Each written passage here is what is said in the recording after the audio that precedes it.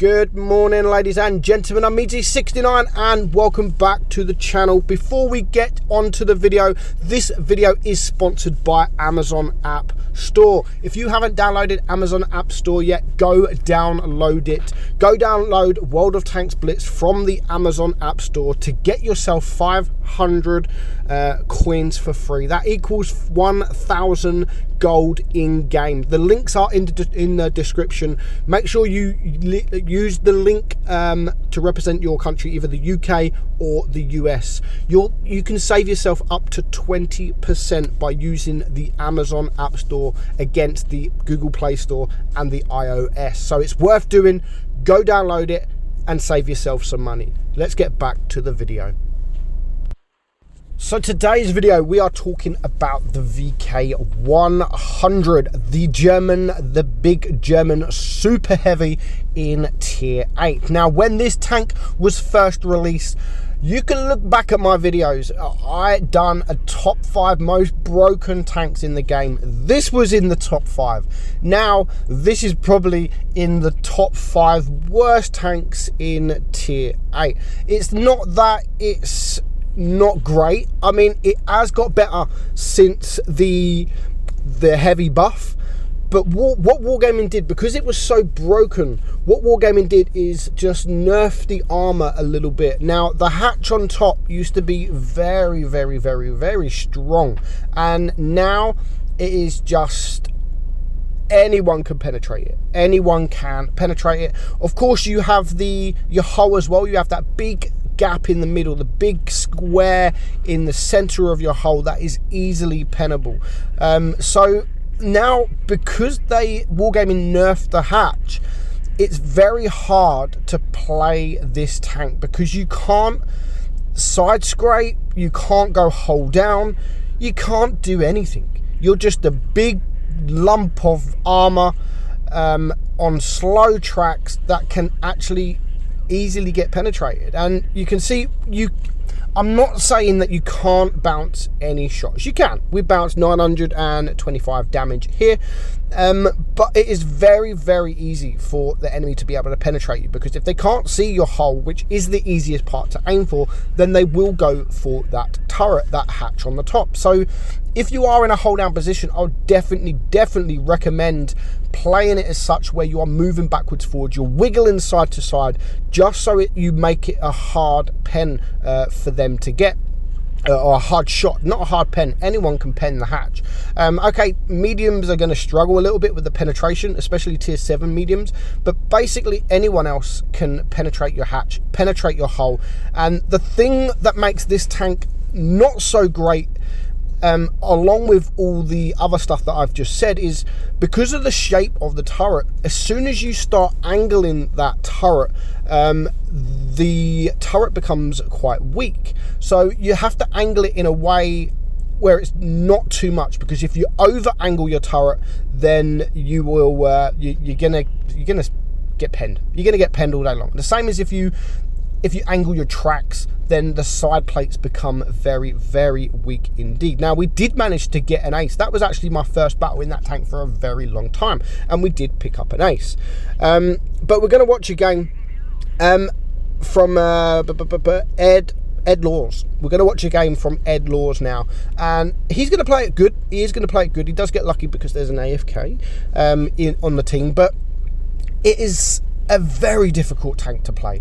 It's just like the E100, where in tier 10, the E100 is one of the most difficult tier 10 heavy tanks to play, because it's all flat. The armor's all flat. It's very hard to angle. You need to angle just right, not too much, or not so you're not angling enough of it. Of course, you are very, very slow as well, but you do have 1900 hit points that the enemy does have to try and burn through.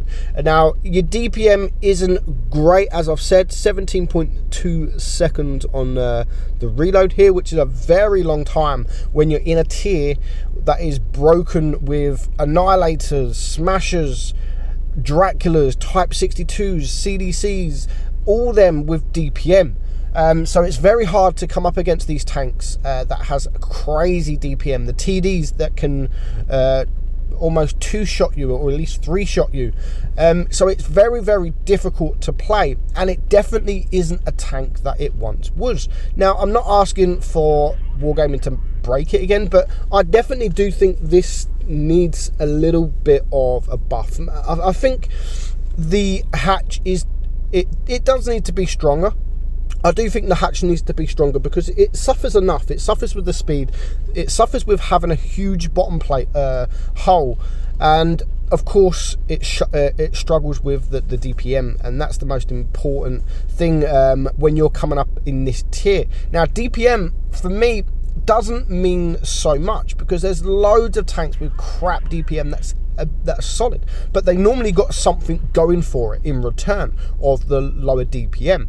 Now, of course, DPM is only important if you can get the shots out. If you haven't got a shot, DPM actually means nothing. And so this tank, because it's so slow, it takes a long time to get into the battle. I mean, the gun depression's okay on it, the pen's okay on it, but for me, it's the armor, and these tanks are supposed to be super heavies, and they're not. They are super heavies in the way they play, the way they move, the speed, but when it comes to armor profile, this just isn't it no more. And way back when these tanks first released, this was in one of my most broken tank videos.